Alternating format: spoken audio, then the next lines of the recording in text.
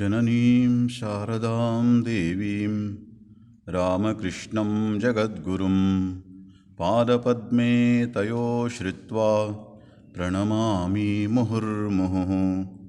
नमः श्रीयतिराजाय विवेकानन्दसूरये सच्चित्सुखस्वरूपाय स्वामिने तापहारिणे। गुरुब्रह्मा गुरुर्विष्णुः गुरुर्देवो महेश्वरः गुरुस्साक्षात् परब्रह्म तस्मै श्रीगुरवे नमः। नारदीया कलौ भक्तिः मोक्षोपायो ह्यनुत्तमम् इत्थं येनोपदिष्टं तं रामकृष्णं नमाम्यहम्।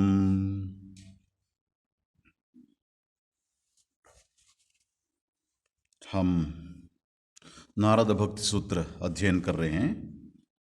उसमें प्रेमा भक्ति के बारे में, प्रेम भक्ति जो है मुख्य भक्ति, उसके बारे में हम नारद जी विवरण कर रहे थे।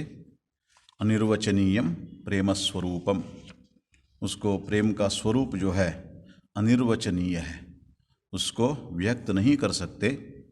प्रकाश्यते क्वापि पात्रे, हमें समझ में आता है, कई महात्माओं के जीवन में जब देखेंगे उसका प्रकाश हमें देखने के लिए मिलता है। ये बात कहते हैं प्रकाश्यते क्वापि पात्रे। और ये बात कहने के बाद वो ये भी कहते हैं गुणरहितम कामनारहितम। ये प्रेमा भक्ति जो है प्रेम का स्वरूप है।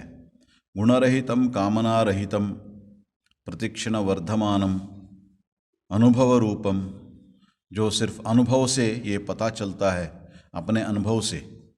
और कामना रहितम, कोई उसमें आशा नहीं रहते, उसमें डिज़ायर्स नहीं है, कोई कामना नहीं है।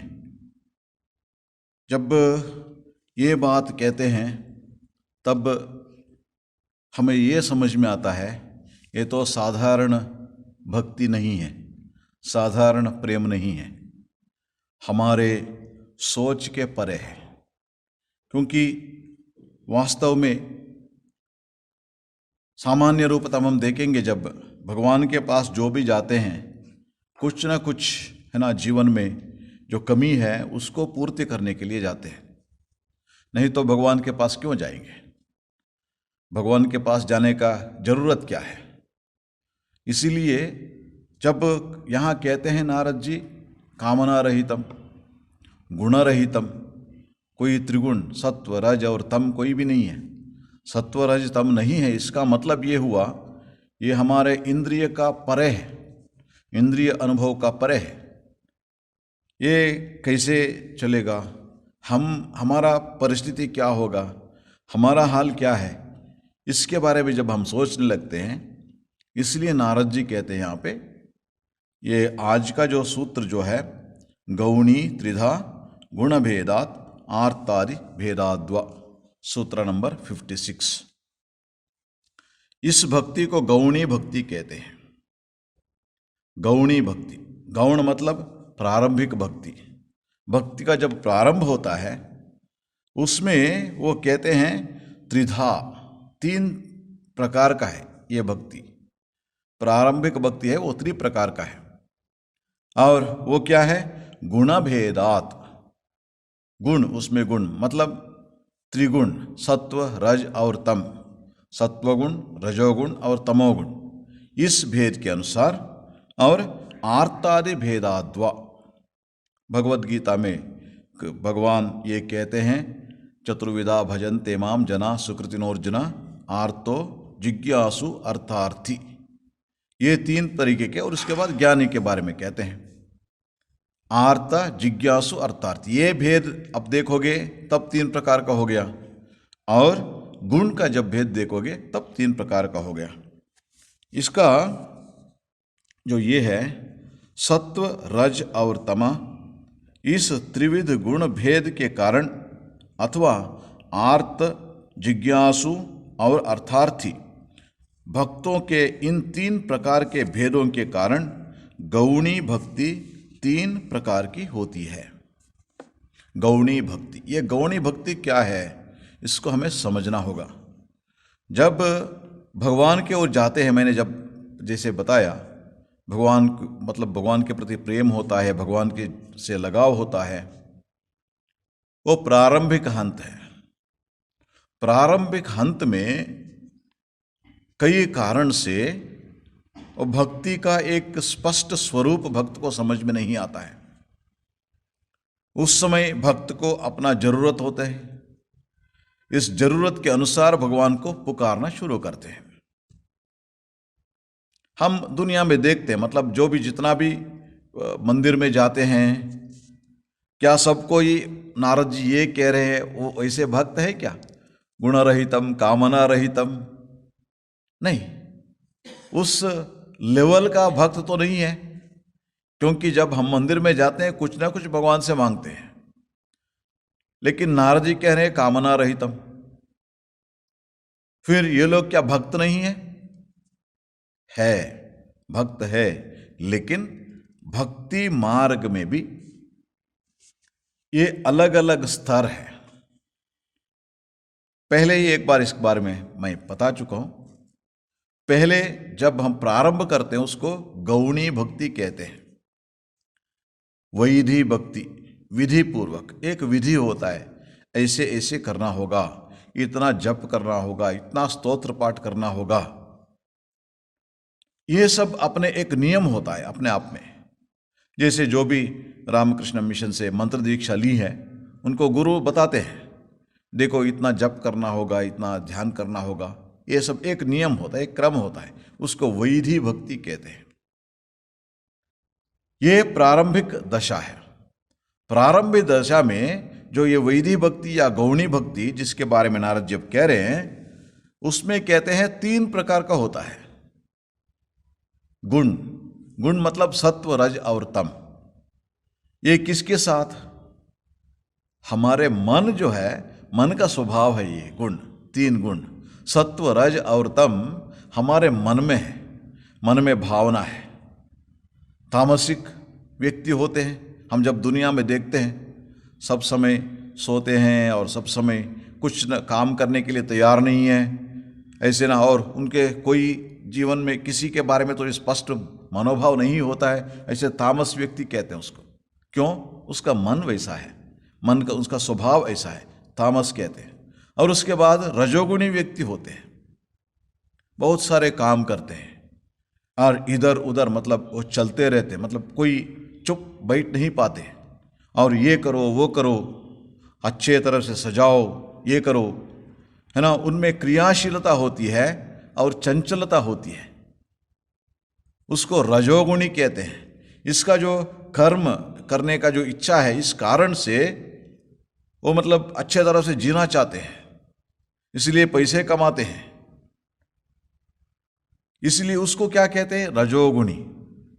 और उसके बाद सत्वगुणी एक होते हैं लोग। सत्वगुणी लोग क्या सोचते हैं? उनको पता है, मतलब आप जितना भी कमाओ, जो भी कमाओ, एक दिन में एक बार खाने के लिए बैठने से सिर्फ एक व्यक्ति जितना खा सकते उतना ही खाओगे।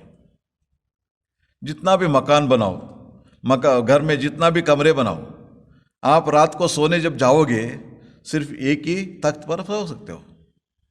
10 कमरे हो, 10 कमरे में भी सो सकते हो, नहीं पाओगे, जितना भी बड़ा करो। वो जानता है। ये सब जानने के बाद हमारा शरीर का आवश्यकता है, इस अनुसार फिर हम क्या करेंगे?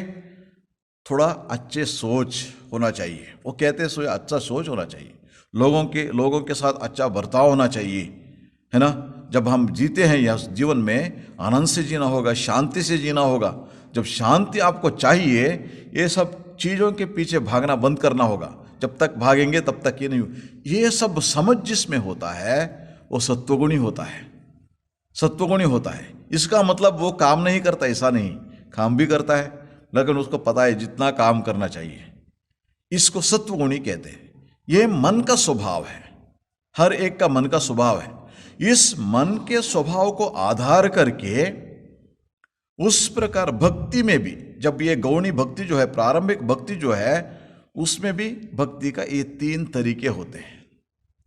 मतलब तमोगुणी भक्त होते हैं, रजोगुणी भक्त होते हैं, सत्वगुणी भक्त होते हैं भक्ति में भी। ये हुआ मतलब लेवल, एक एक है ना अपना लेवल, भक्त का जो लेवल जो है कैसे होता है, ये लेवल कैसे हम ये करते हैं, मन के स्वभाव से, मन के स्वभाव के ऊपर निर्धार करता है ये बात जो है। इसीलिए सत्व रज और तम ये तीन हो गया, ये तरीके का भक्ति हो गया। और उसके बाद गुण भेदाद्वा आर्तादि भेदाद्वा और एक तरीके है, भक्त लोग जब भगवान के पास जाते हैं उसमें क्या है, आर्तो जिज्ञासु अर्थार्थी, तीन तरीके के लोग भगवान के पास जाते हैं। एक आर्त, आर्त मतलब कौन है, बहुत बड़े संकट में पड़ा है और बहुत सारे मतलब कुछ ये हो गया, मतलब कुछ कोई एक रोग हो गया, कुछ हो गया, सभी डॉक्टर के पास जाते हैं, जितने बड़े बड़े हॉस्पिटल सब जाते हैं, लेकिन कोई वो मतलब ये होने का कोई नाम नहीं ले रहा है। तब क्या करेंगे, सब एलोपैथी होम्योपैथी हो गया और उसके बाद वो कहता है सीतापति तुम ही मेरा गति, वो भगवान के पास जाते हैं, आर्त कहते हैं, है ना, इसको आर्त भक्त कहते हैं। वो रोग हो, कोई भी बड़ा संकट होने के बाद हम सब कोशिश करते हैं, करने के बाद क्या करते हैं, फिर मंदिर में जाओ, भगवान के पास जाओ, इसको आर्त भक्त कहते हैं, आर्त।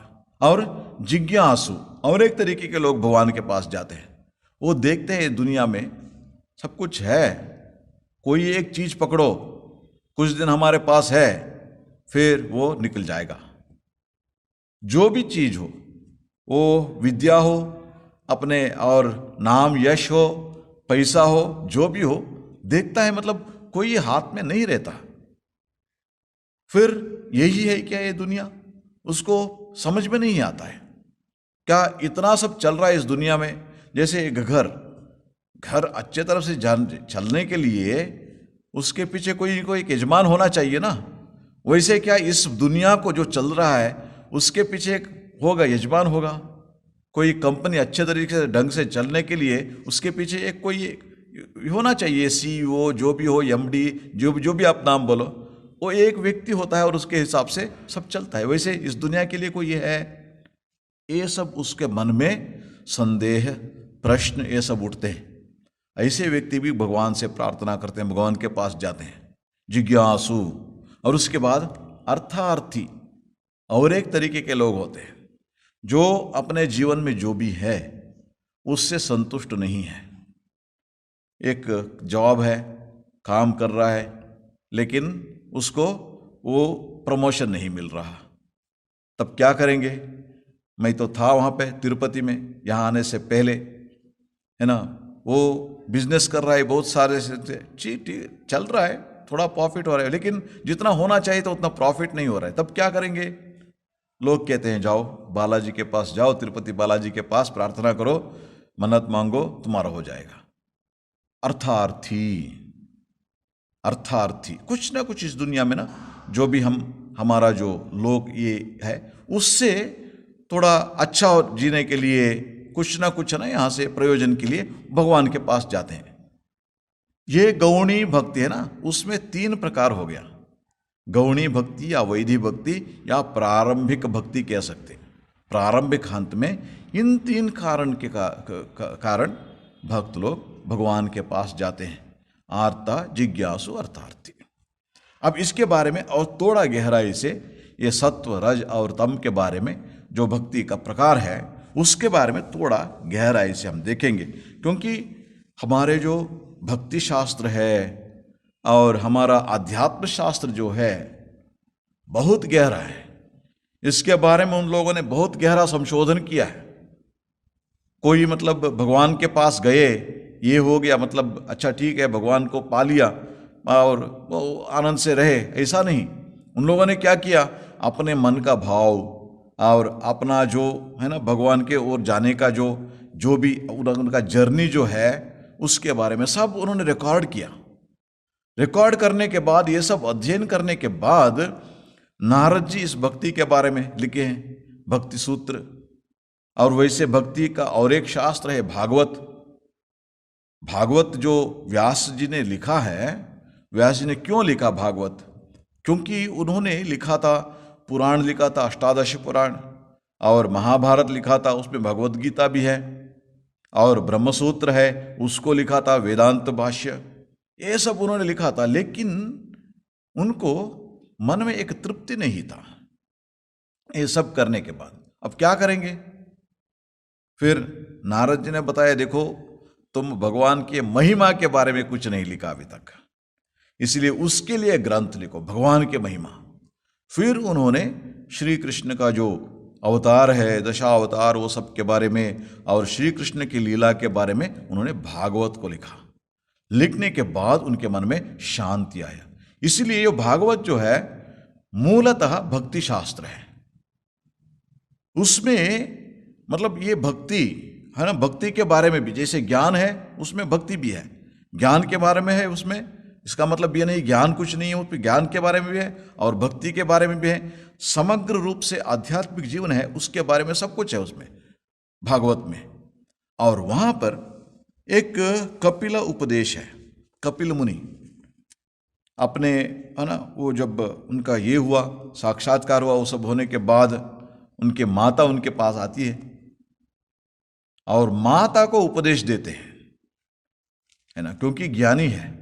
ज्ञानी सभी को, माता हो, पिता हो, जो भी हो, है ना। हम दुनिया में कभी कभी देखिए, जो बच्चे जो है माता पिता से भी बहुत बुद्धिमान होते हैं, रहते हैं, और ये भी ऐसे, इनको साक्षात्कार हुआ है, ज्ञानी थे, इसलिए माता को उन्होंने उपदेश देता है।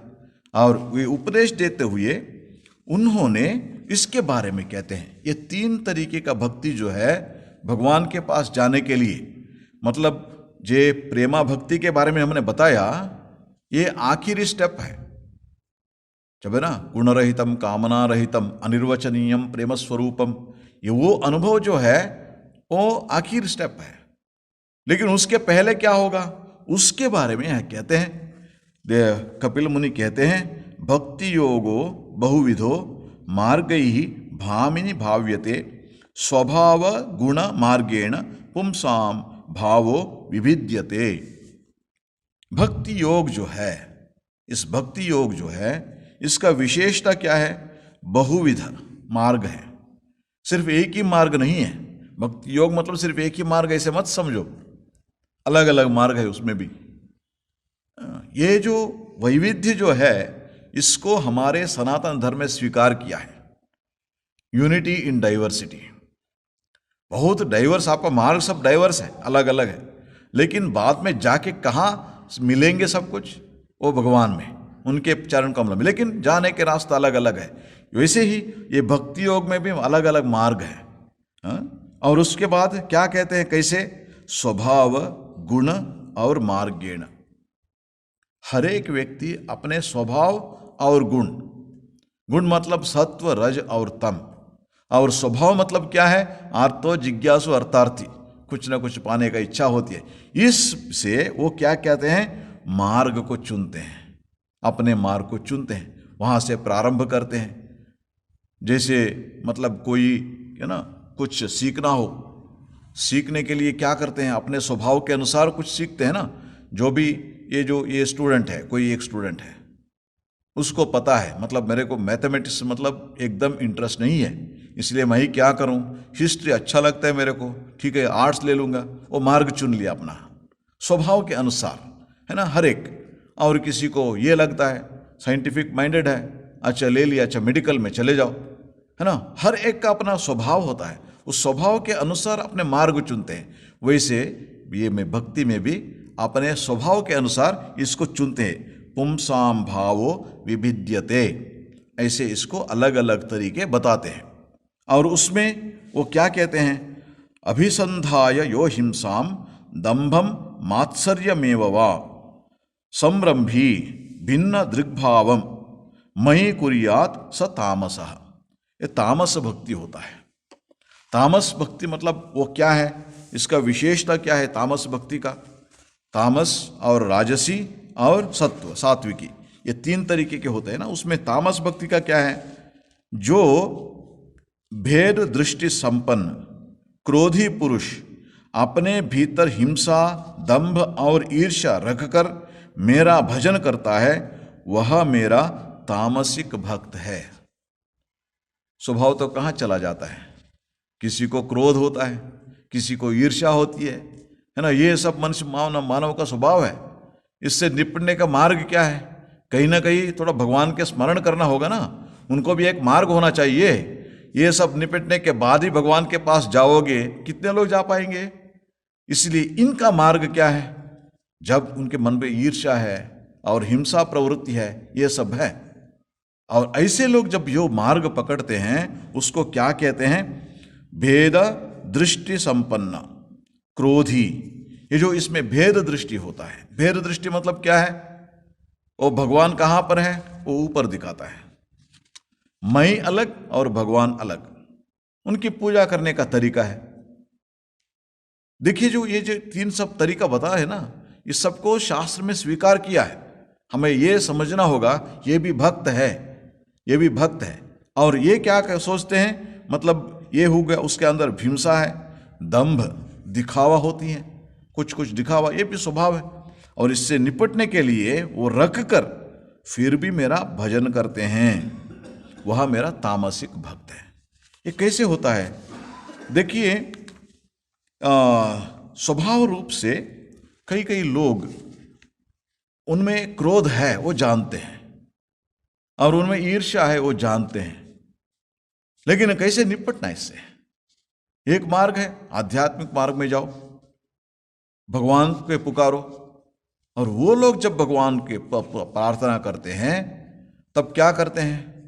अच्छा, महाकाली को जब आप बकरी के बलि दो, महाकाली स्वीकार करेगी। ये हिंसा दृष्टि, ये जो है मन में जो है ना, वो हिंसा है। इसलिए उनको अच्छा लगता है, मतलब जो भी है, मैं तो ये मांस खाता हूं, फिर क्या करूंगा? भगवान को समर्पण करके खाऊंगा, उसको भगवान को समर्पण करके उनके प्रसाद में ही खाऊंगा। आप सब जानते हैं, जैसे ये श्री रामकृष्ण के पास आए थे गिरीश चंद्र घोष, वो दारू पीने का आदत था, और श्री रामकृष्ण उनको उसको बंद करने के लिए नहीं बताया। एक काम करो, मां जगदम्बा को पहले अर्पण करके उसके बाद पियो। देखिए, मतलब उनको वो मार्ग दिखाना है। यदि ऐसे बोलते श्री रामकृष्ण, ये सब बंद करो और उसके बाद मेरे पास आओ, हो सकता है जीवन में कभी वो भक्त नहीं बन सकता था। इसलिए ये महात्मा लोग जानते हैं, इनको भी मार्ग दिखाना है, धीरे धीरे ये ठीक होगा। नहीं तो यदि हम बोले ये सब तुम्हारे स्वभाव होना चाहिए तब भी तुम मेरे पास आओगे, तब तो कितने लोग भगवान के पास जा पाएंगे। इसीलिए ये क्या करते हैं, उनको ये बलि देते हैं, ऐसे भक्त होते हैं। और शास्त्र में भी, हम पुराण में हम देखते हैं, जैसे कुंभकर्ण था, तामसिक स्वभाव था, वो बैठ के तपस्या किया, और ब्रह्मा जी जब आए तब तक बहुत नींद आ रही थी, और उन्होंने पूछा, अच्छा क्या चाहिए तुमको? वो थक गया हूं, अच्छे नींद चाहिए मेरे को। उन्होंने बोला ठीक है, तथास्तु, हो गया। 6 महीने सोएगा। फिर भगवान ने बोला, देखो तुम सोते रहोगे तो फिर शरीर का ये तो रक्षण तो होना चाहिए ना, इसलिए तुम थोड़ा उठोगे और उसके बाद खाना खाने के लिए उठोगे 6 महीने के बाद, फिर खाना खाने के बाद फिर सोओगे। ये तामसिक भक्त है, मतलब उनको है ना, वो स्वभाव क्या है, वो थक जाता है, ये सब है तामसिक गुण में, ये सब है, ये स्वभाव है। इसलिए ऐसे भक्त, वो भी भक्त है। वो क्या होता है ना, जब इस मार्ग में पकड़ के आगे बढ़ेंगे, वहीं नहीं रहेंगे, सुधरेंगे धीरे धीरे। स्वामी विवेकानंद यही कहते हैं, देखो जब ना टू स्टार्ट, जो अपने जीवन है ना, आध्यात्मिक जीवन है ना, उसको एक नियमित रूप से प्रारंभ करो। जैसे स्वामी जी कहते हैं, सबको किंडरगार्टन कहते थे, लेकिन वहीं मत रहो, आगे बढ़ो, धीरे धीरे आगे बढ़ना चाहिए, उनके लिए आगे बढ़ना होगा।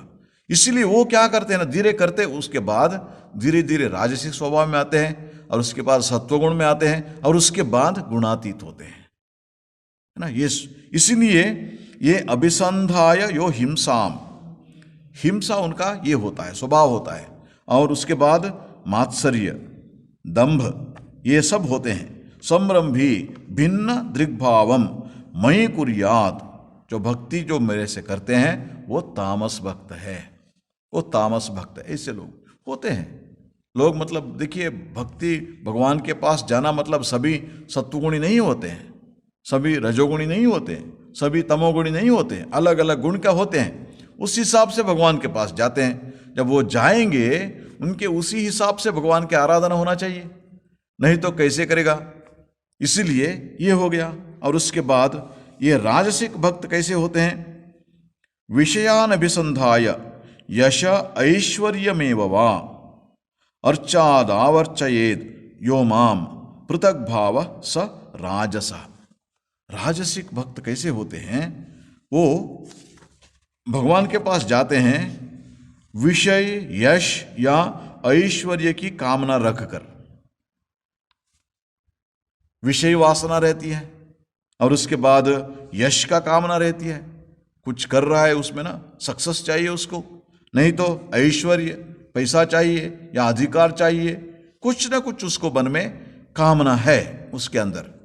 उसको पूर्ति करने के लिए की कामना रखकर जो भेददर्शी व्यक्ति प्रतिमा आदि से मेरी अर्चना करते हैं, है ना, ये सब रखकर मन में है कुछ ना कुछ चाहिए इस दुनिया में, अपना जो जीवन है उसको सुधारने के लिए, उसको अच्छे तरीके से जीने के लिए भगवान के पास जाते हैं, पैसे मांगते हैं। जैसे मैंने बताया तिरुपति में जब जो भी जाएंगे आप वहां पर देखेंगे ज्यादा से ज्यादा लोग इसीलिए आते हैं। क्या वो भक्त नहीं है? भक्त है। और लेकिन कहते हैं, स्वामी विवेकानंद भी कहते हैं, लेकिन वहां मत रहो, प्रारंभ करो वहां से और आगे बढ़ो, है ना, ये जरूरी है। इसीलिए ये राजसी भक्त का है। इसका मतलब क्या हुआ, भगवान के पास जाके कुछ मांगना गलत नहीं है, कुछ मांगना गलत नहीं है। ऐसे दूसरे किसी एक हमारे जैसे एक मानव के पास जाके मांगना है ना, उससे ये बेहतर है भगवान के पास जाएंगे, मन में जो भी हो उसको भगवान के सामने खुल के रख दो, मेरे अंदर ये है, ये भाव है, ये इच्छा है, ये चाहता हूं मैं, भगवान के पास बोलो, उनके पास, ये तो अपना है। ये राजस भक्त है।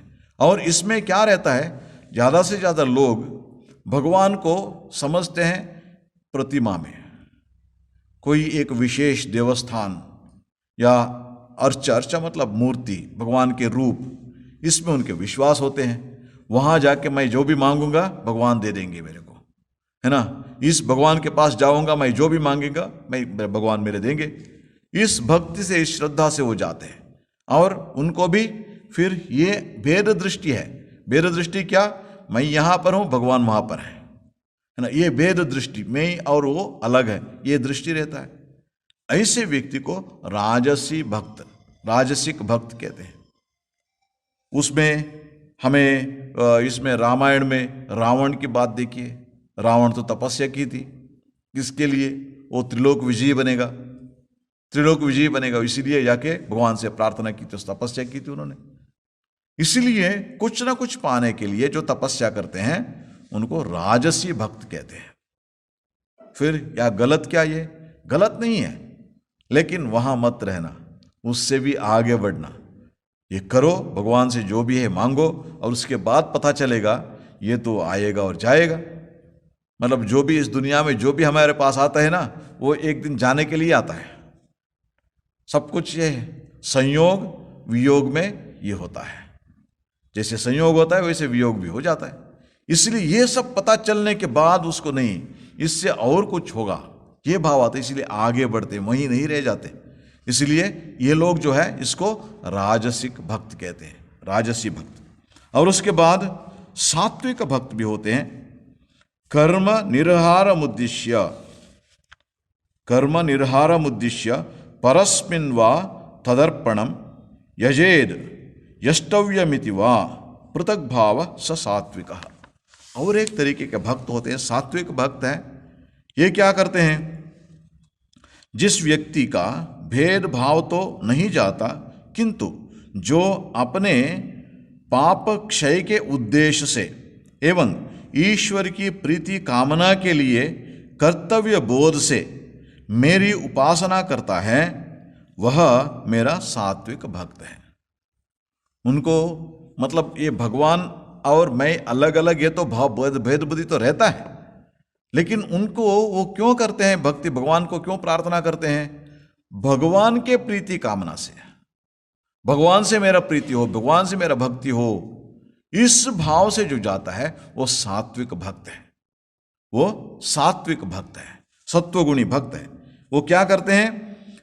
जो अपने पापक्षय के उद्देश्य से, मैं तो बहुत सारे संस्कार है और मेरे में तो बहुत दुर्गुण है, इससे कैसे निपटना, और इसके निपटने के लिए सिर्फ एक भगवान की प्रार्थना करना ही एक मार्ग है, पाप क्षय के उद्देश्य से। उससे क्या होते हैं? पवित्र बन जाऊंगा। जब पवित्र बन जाऊंगा, सचमुच भगवान के जो प्रेम है वो मिलेगा, मेरे को भक्ति मिलेगा। ये पता है उनको, मतलब उद्देश्य स्पष्ट है उनके मन में, उनके मन में उद्देश्य स्पष्ट है, और इस भाव से जो जाते हैं उसको कहते हैं वो सात्विकी भक्त है। हाँ, और कर्तव्य बोध से मेरी उपासना करते हैं, और कोई मार्ग नहीं है, भगवान की उपासना ही करना है, इसी मार्ग से अब जाना है। इसीलिए मैं जो भी करता हूं वो कुछ कामना से नहीं है, इस दुनिया में कुछ पाने के लिए नहीं है। भगवान की आराधना करूंगा, उससे मेरा चित्त शुद्धि होगी, मन पवित्र होगा, उसके बाद भगवान से प्रेम होगा। इस भाव से इस उद्देश्य से करते हैं, उसको सत्वगुणी भक्त कहते हैं। ये 3 तरीके हो गया, ये तमस, रजस और सत्वगुणी भक्ति। भक्ति में जो नारद जी क्या कहते हैं? गौणी त्रिधा गुण भेदात, गुण भेद के अनुसार ये 3 तरीके होते हैं। ये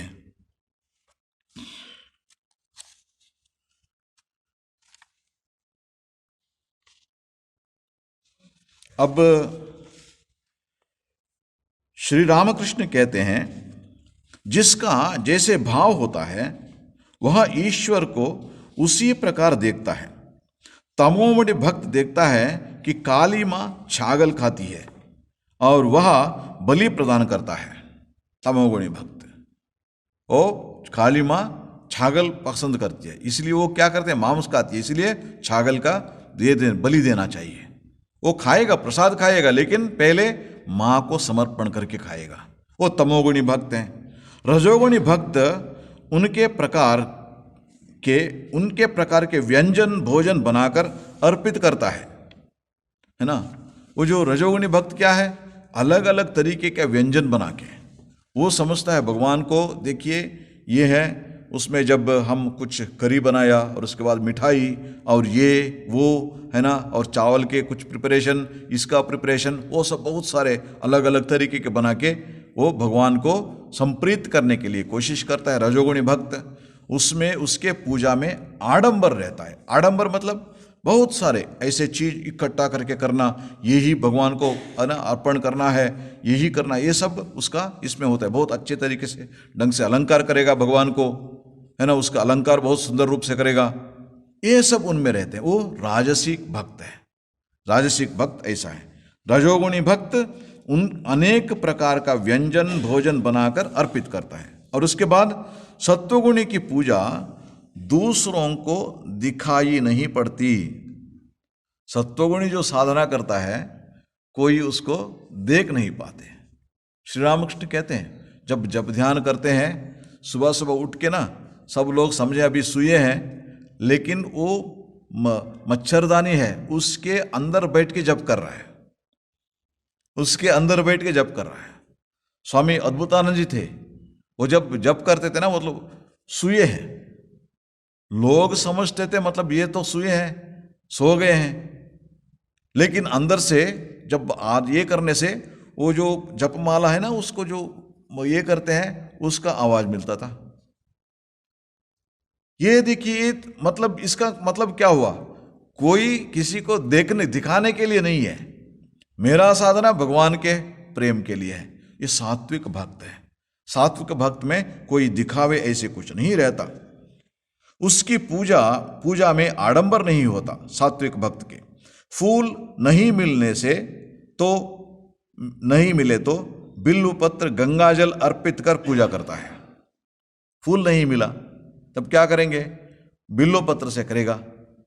पत्रम पुष्पम फलम तोयम यो में भक्त्या प्रयच्छति, भक्ति से उसको देना वो बहुत जरूरी है उसके लिए। भगवान भी कहते हैं गीता में, पत्रम पुष्पम फलम तोयम, फल दो वो नहीं मिला, पत्र पुष्प दो वो भी नहीं मिला, पत्र वो भी नहीं मिला, फिर पानी, पानी से आराधना करो भगवान के, लेकिन भक्तिया, भक्ति से। ये सत्वगुणी भक्त का ये है, अर्पित कर पूजा करते हैं।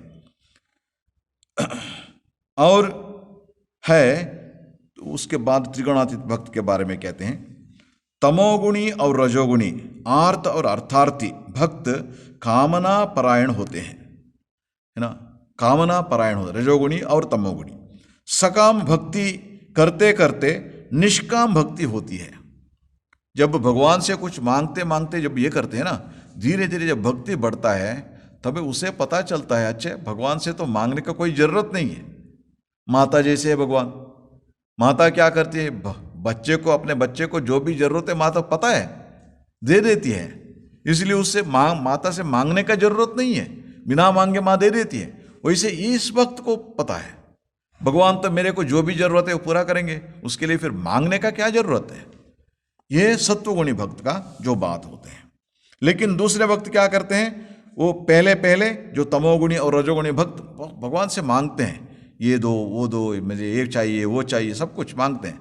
लेकिन धीरे धीरे ये समझ में आता है और उसके बाद भगवान से कुछ मांगना मतलब कुछ, मतलब ये इस दुनिया में लौकिक जो भी मांगना वो बंद कर देता है और उसके बाद वो सिर्फ भक्ति के लिए, ज्ञान के लिए, वैराग्य के लिए प्रार्थना करता है। भगवान के प्रति भक्ति हो इसके लिए वो प्रार्थना करता है।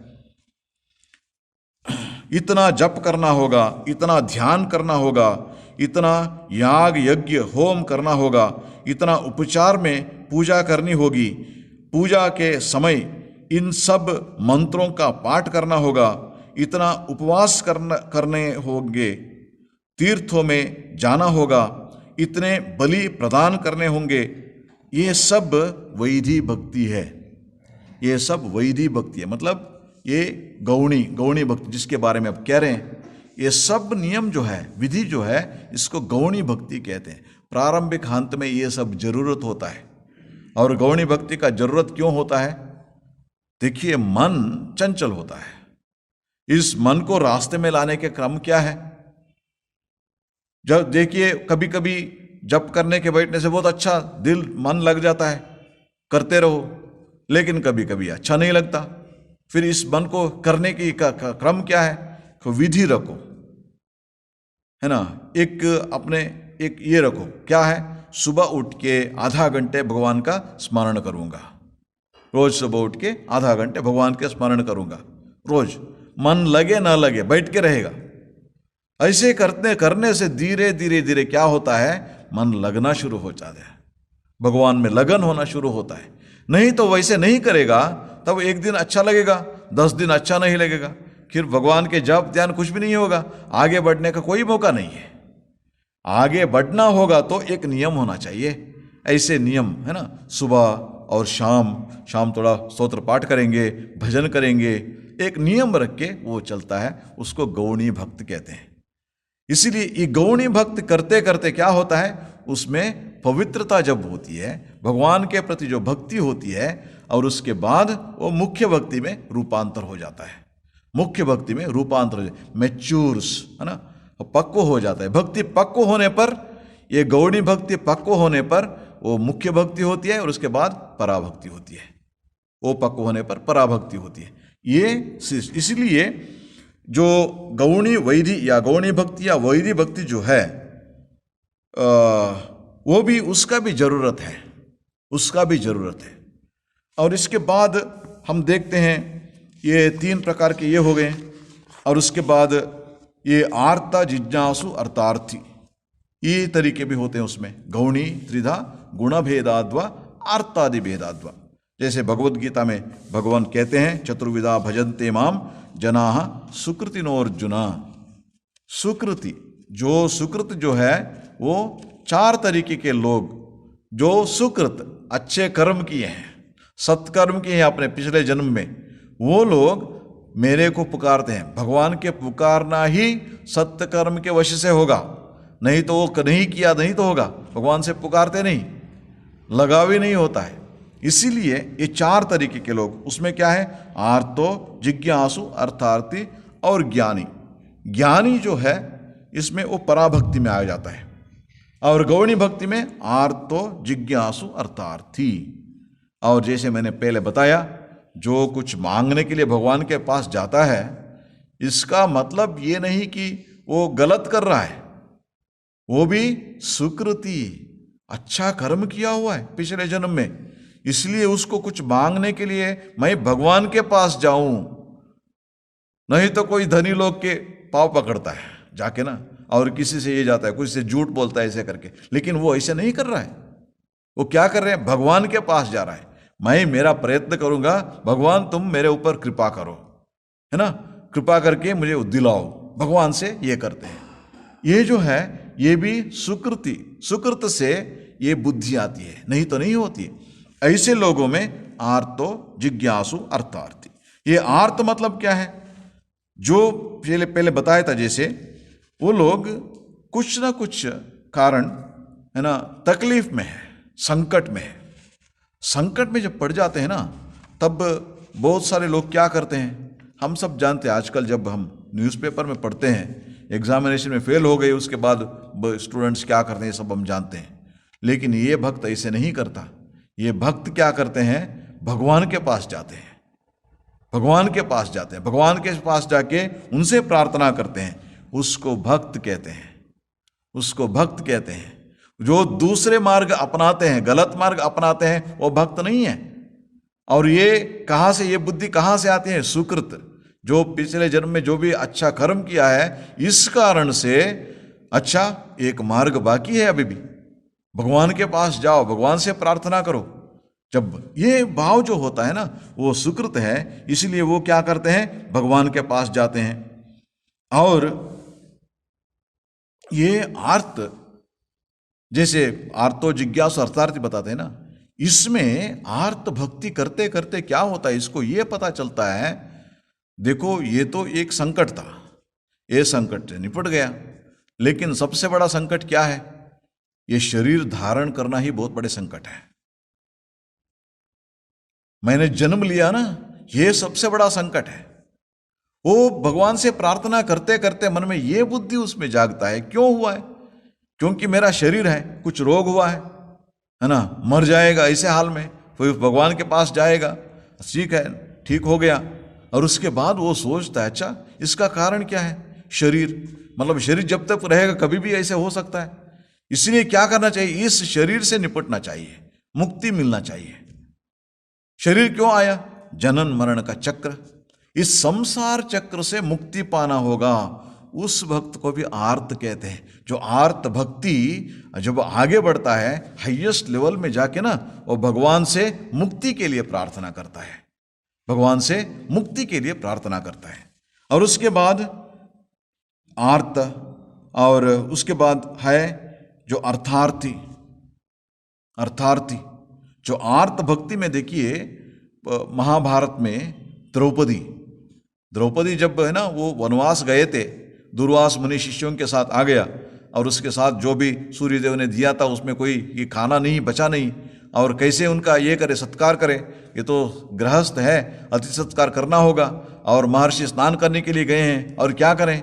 इस परिस्थिति में द्रौपदी क्या करती है, श्री कृष्ण का स्मरण करती है, आर्त, उसको आर्त भक्ति कहते हैं। या जब दुशासन आके उसका चीरहरण करता है, उस समय क्या करूं, इज्जत बचाने के लिए, और कोई रक्षा करने वाले नहीं है, इतने बलवान 5 पति हैं, वो भी मतलब वो है ना, ये बैठ गए हैं, कुछ नहीं कर पा रहे हैं, फिर क्या करें, भगवान से प्रार्थना करती है। इसको आर्त कहते हैं, आर्त भक्ति। और जब ये आर्त भक्ति आगे बढ़ेगा, धीरे धीरे आर्त भक्त आगे बढ़ेगा, तब क्या करेगा, वो ये सोचेगा, अच्छा ये शरीर है इसलिए इतना तकलीफ है, भगवान के पास बार बार जाना पड़ता है इसके लिए, अब क्या करेंगे, इस शरीर से निपटने से। इसका मतलब वो अपना शरीर का अंत करना है, आत्महत्या कर, ऐसा नहीं है। जनन मरण का ये चक्र है, इससे निपटना है।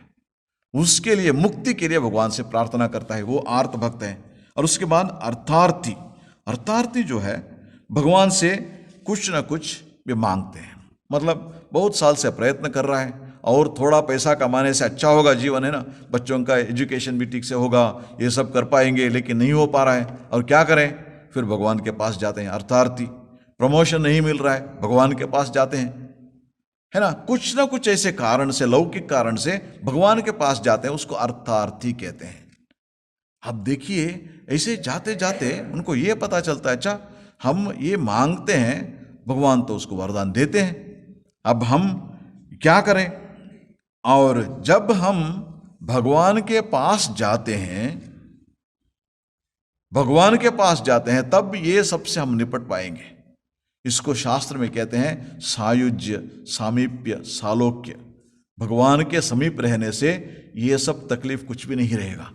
उसके लिए प्रार्थना करते हैं। धीरे धीरे अर्थार्थी भक्त जाके वो भगवान से सायुज्य, भगवान के सामीप्य, भगवान की सेवा करने का जो मौका है, उसके लिए ये करते हैं, प्रार्थना करते हैं, वो मिल जाता है उसको।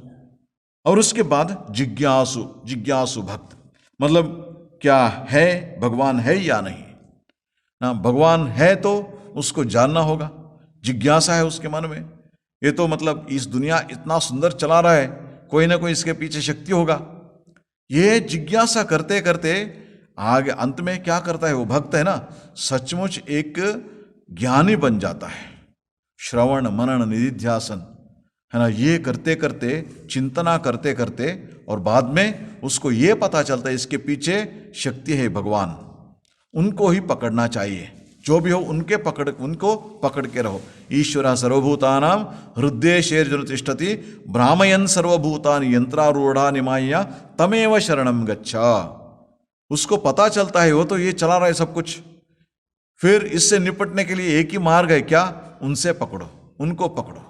जैसे वो जॉइंट व्हील को चलाता है ना, उसमें बैठे हुए एक लड़का जब उसको चक्कर आता है, इसमें जोर से चिल्लाता है, ये बंद करो, मैं नीचे गिरना चाहता हूं। फिर वो क्या करते हैं, बंद करते हैं। किसको पुकारते हैं, जो उसको चला रहा है। वैसे ही भक्त को ये पता चलता है इसको कौन चला रहा है, वो परमात्मा, उनको पकड़ो, है ना। ये हो गया जिज्ञासु भक्त। आखिरकार वो कहाँ जाता है, भगवान से यही प्रार्थना करके फिर भगवान के सन्निधि में चला जाता है। इसीलिए ये जो भक्ति है ना, अपना आर्तादि भेदाद्वा, गुण भेदाद्वा, रजोगुण तमोगुण और रजोगुण सत्वगुण होता है भक्ति में। ऐसे ही आर्तो, जिज्ञासु, अर्थार्थी, इस प्रकार के तीन, इसमें भी तीन प्रकार है, इसमें भी तीन प्रकार है। और ये भक्ति करते करते भक्त कहाँ जाता है, पराभक्ति के ओर। प्रेमा भक्ति होती है, प्रेमा भक्ति होती है, उसमें हमने देखा है, इसमें पिछले क्लासों में, वहाँ कहते हैं अनिर्वचनीयम प्रेम स्वरूपम। प्रेम का स्वरूप जो है अनिर्वचनीय है, उसको हम वर्णन नहीं कर पाएंगे, वो प्रेमा भक्ति है। वो कैसे है, गुणरहितम कामना रहितम, उसमें कोई गुण नहीं है, और कुछ कारण से भगवान के पास नहीं जाते हैं, वहाँ पर सिर्फ भगवान का जो प्रेम जो है भगवान के लिए वो पाते हैं, उसके लिए भगवान के पास जाते हैं। भक्ति एक बार पाने से फिर ये शरीर धारण करने का कोई जरूरत नहीं पड़ती, इस भाव से। और भगवान के पास जितना नजदीक जाएंगे उतना आनंद मिलता है। इस आनंद को पाने के लिए वो भक्त उनके पास जाते हैं, वो भक्ति करते हैं, भगवान की आराधना करते हैं।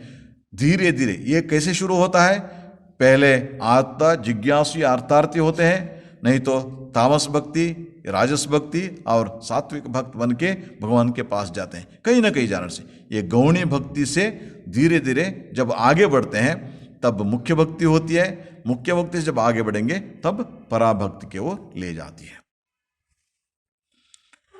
ओम शांति शांति शांति। हरि ओम तत्सत्। श्री राम कृष्णार्पणमस्तु।